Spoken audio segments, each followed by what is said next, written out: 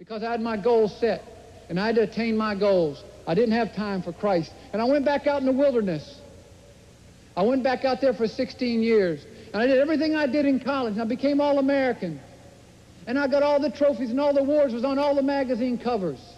I have a trophy 6'5" and 1/4 inches tall, the same height as I am. It's still in the attic from 15 years ago, collecting dust, because that's what trophies do. They collect dust.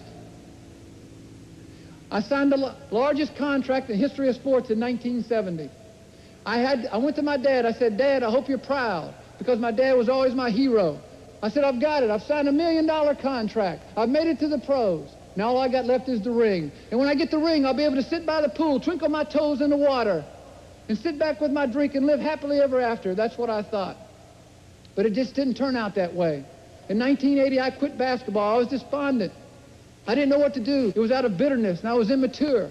And I became a recluse in my house in Metairie, Louisiana. And I tried to be Father of the Year. I said, now I'll throw all of my energies into my son. That's where I'll get my joy. That's where I'll get my peace. But it didn't work out. It didn't last. And for 2 years, I divorced myself from basketball, stayed in the house, used to contemplate suicide, taking my Porsche out, driving 140 miles an hour across the bridge and going off. I'm glad I never did that. But in 1982, I went to bed one night. It was late night, and I was watching television. It was like any other night, and I just went to bed. And as I laid in the bed, things started coming up in my mind, and I could not sleep. And the things that were coming up in my mind, I knew what they were. It was called sin.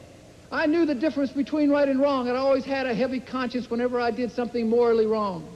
It was sin that came, and it would not leave me alone. Everything I'd ever done, all my rebellion against God, all my rebellion against my parents, the people I loved, the people I hated.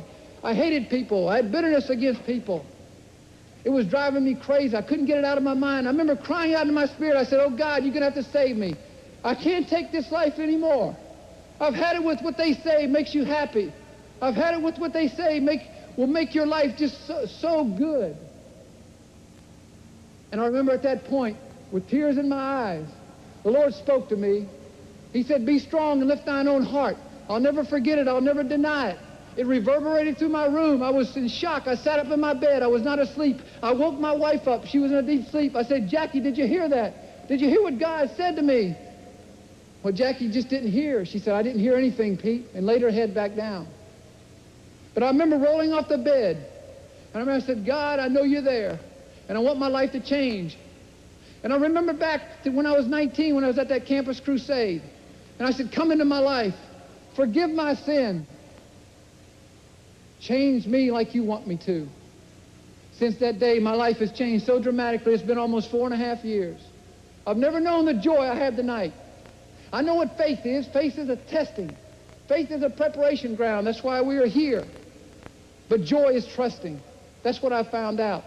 That's what it's all about. I want all of you to know this tonight about Peter Maravich. You may never have heard of me. It makes no difference. I'm just one person on this earth, saved by the grace of God through faith in Jesus Christ. And I want you to know this, that the change that came into my life was Jesus Christ. It was not winning. I won all my life. I won every trophy and award and everything you can think of. But every time I won something, I wanted something more. I had to win again. It wasn't money, because money will buy you everything but happiness. It'll pay your fare to every place but heaven. Material things, I've driven everything some of you strive for, from Rolls Royces to BMWs to Mercedes to Porsches. It wasn't religion. Because in the name of religion, Jesus Christ was placed upon that cross. And the purest thing about Christianity is the fact that it's your choice. You can't work, you can't earn. I knew that. And I understood it now. And I want you to know this. The last thing I'd like to say is this. Next week, I'll be inducted into the Hall of Fame. I'll get that big ring. In fact, it's a bigger ring than I would have got for the championship. But I'll tell you something about all awards. They all pale to the glory of Christ and what he's done in my life.